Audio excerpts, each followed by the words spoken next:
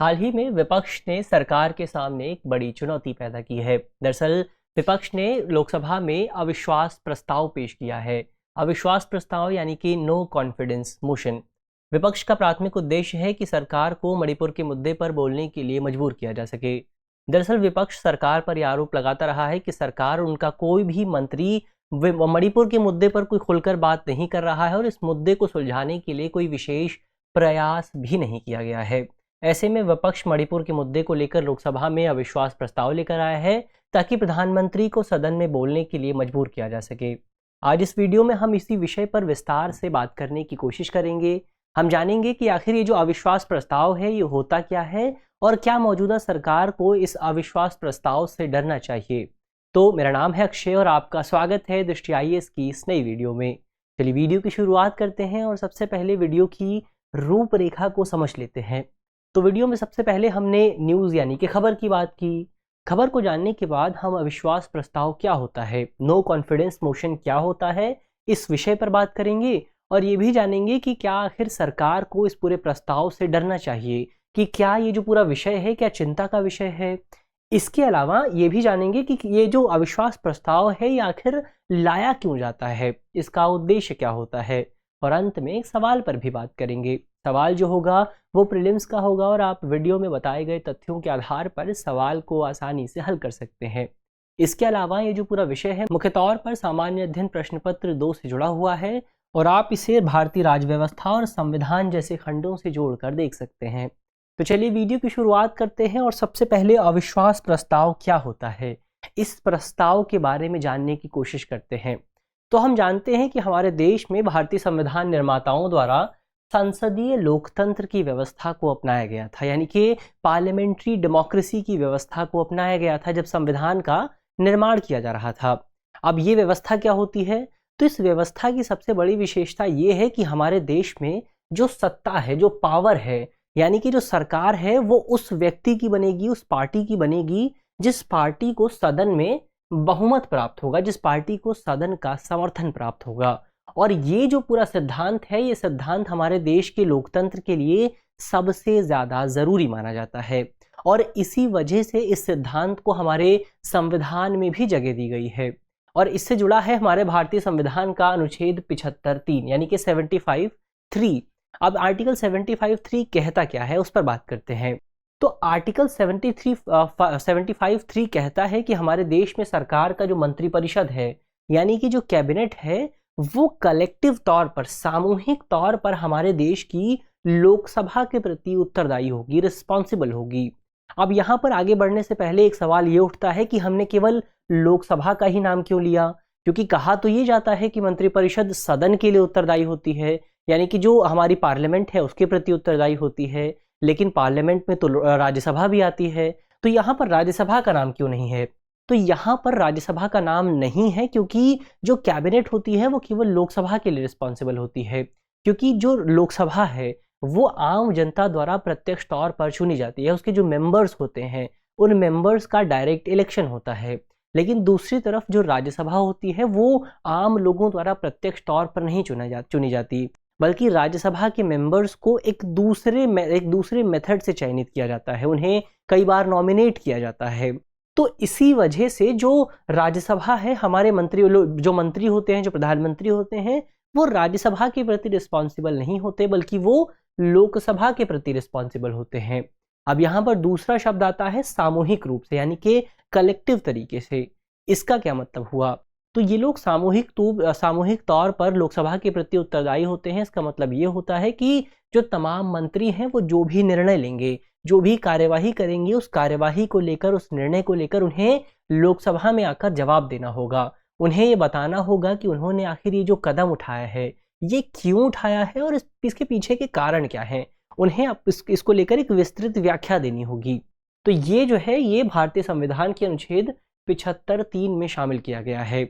अब यहाँ पर भारतीय संविधान में इसको लेकर, अविश्वास प्रस्ताव को लेकर कोई विशेष प्रावधान नहीं है, लेकिन इसी अनुच्छेद 75(3) से अविश्वास प्रस्ताव को ड्राइव किया जाता है। दरअसल भारत में इस पूरी रिस्पॉन्सिबिलिटी को, ये यानी कि जो जहाँ पर हमने कलेक्टिव रिस्पॉन्सिबिलिटी की बात की, इस रिस्पॉन्सिबिलिटी को टेस्ट करने के लिए और बहुमत का परीक्षण करने के लिए, मेजॉरिटी को टेस्ट करने के लिए लोकसभा के जो नियम है उन नियमों में, उन रूल्स में एक मैकेनिज्म बनाया गया है, एक तंत्र बनाया गया है, जिस तंत्र का नाम है अविश्वास प्रस्ताव यानी कि नो कॉन्फिडेंस मोशन। अब क्या होता है नो कॉन्फिडेंस मोशन? तो नो कॉन्फिडेंस मोशन जो है वो मुख्य तौर पर विपक्षी दलों द्वारा लोकसभा में पेश किया जाता है और इसका प्राथमिक लक्ष्य यही होता है कि सरकार को अपना बहुमत सिद्ध करना होगा। यानी सरकार को ये बताना होगा कि सरकार के पास सदन में, लोकसभा में इतना समर्थन मौजूद है कि वो बहुमत में है, यानी कि अधिकांश जो लोग हैं वो सरकार का समर्थन कर रहे हैं। और यदि ऐसा नहीं हो पाता, यदि कि मान लीजिए जो सरकार है वो सदन में अपना बहुमत सिद्ध नहीं कर पाती है, इसका मतलब ये होता है कि सदन में ऐसे अधिकांश लोग हैं जो सरकार का या फिर कैबिनेट का समर्थन नहीं कर रहे हैं। तो ऐसी स्थिति में यदि ये जो प्रस्ताव है ये पारित हो जाता है तो सरकार को अपने पद से इस्तीफा देना होता है। सबसे पहले प्रधानमंत्री इस्तीफा देते हैं और प्रधानमंत्री के इस्तीफे के बाद पूरा जो मंत्रिमंडल है वो भंग हो जाता है और सरकार समाप्त हो जाती है। तो ये तो अविश्वास प्रस्ताव की बात हुई। अब आगे बढ़ते हैं, इस अविश्वास प्रस्ताव की प्रक्रिया क्या होती है, इसका प्रोसेस क्या होता है, उस प्रोसेस को जानने की कोशिश करते हैं। तो हमने पहले ही बात की कि जो मंत्रिमंडल होता है, जो मंत्रिपरिषद होता है, वो लोकसभा के लिए रिस्पॉन्सिबल होता है। तो ऐसे में ये जो अविश्वास प्रस्ताव है, ये प्रस्ताव भी केवल लोकसभा में ही पेश किया जा सकता है। यानी कि राज्यसभा के जो मेंबर्स हैं वो सरकार के खिलाफ इस तरह का कोई भी प्रस्ताव लेकर नहीं आ सकते। वो इस तरह का कोई भी मतदान करके सरकार को हटाने की कोशिश नहीं कर सकते हैं। इस तरह की जो शक्ति है वो शक्ति केवल लोकसभा को दी गई है। इसके अलावा नियम ये भी कहता है कि लोकसभा का कोई भी मेंबर सदन में अविश्वास प्रस्ताव को पेश कर सकता है। हालांकि यहाँ पर एक प्रावधान बनाया गया है।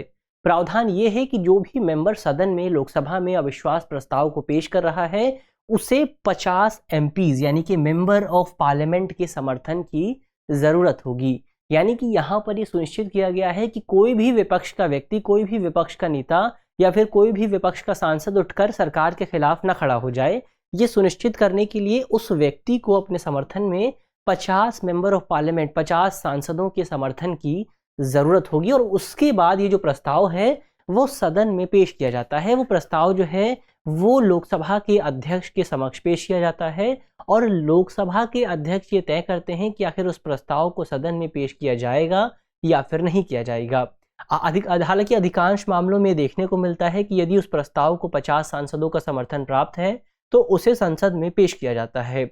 संसद में पेश किए जाने के बाद संसद के जो तमाम सदस्य हैं वो उस प्रस्ताव पर चर्चा करते हैं। सरकार की नाकामियों पर चर्चा की जाती है कि सरकार ने किन किन पहलुओं पर अच्छा काम नहीं किया है और इसके बाद सरकार जो सरकार है वो इन तमाम नाकामियों के बारे में अपने जवाब देती है। सरकार इनका काउंटर करती है कि सरकार ने कहाँ कहाँ बेहतर काम किया है।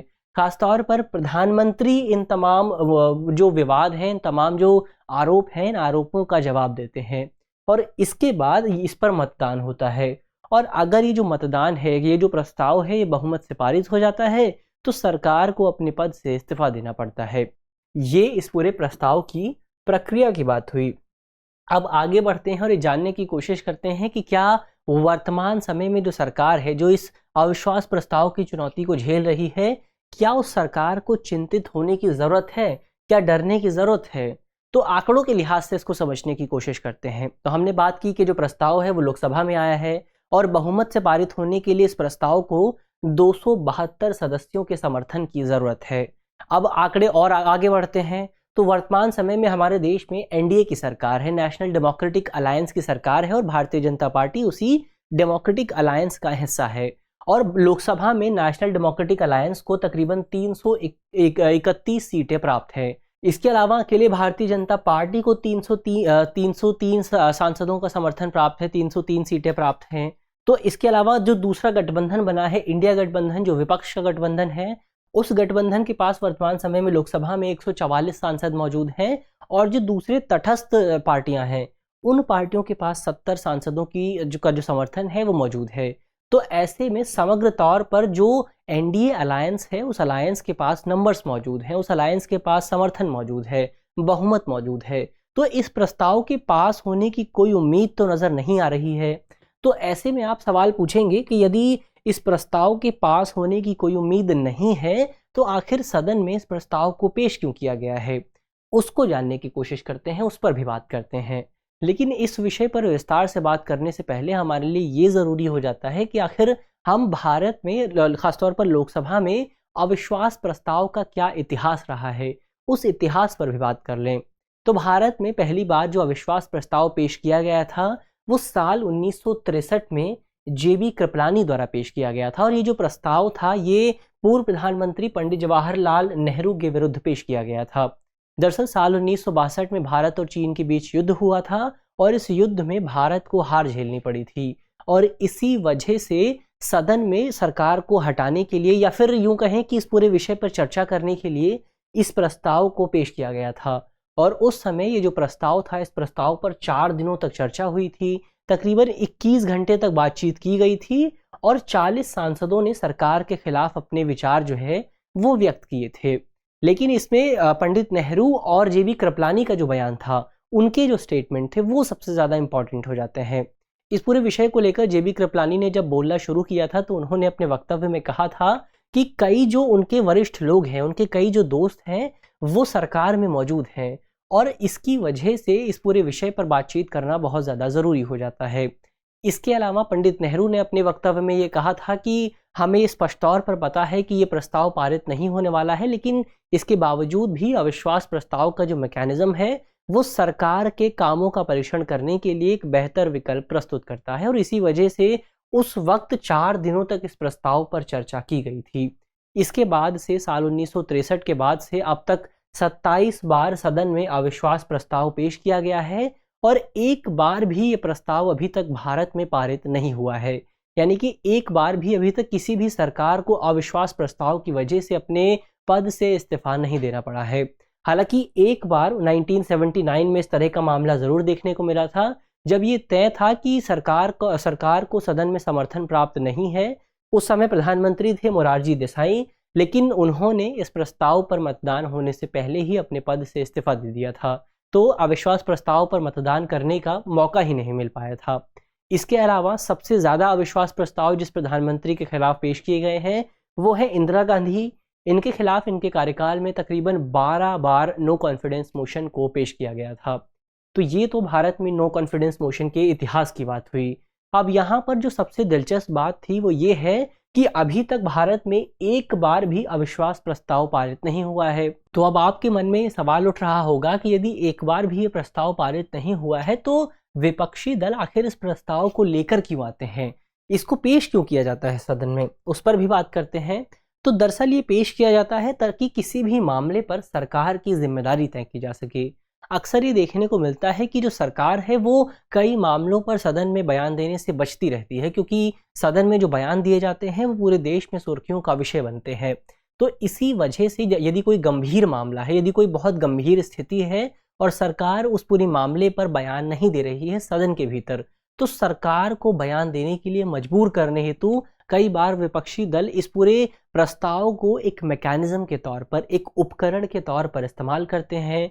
तो जाहिर तौर पर हम कह सकते हैं कि इस पूरे प्रस्ताव का, इस पूरे मोशन का प्राथमिक उद्देश्य यही है कि भारत में एक रिस्पॉन्सिबल गवर्नमेंट का गठन किया जा सके।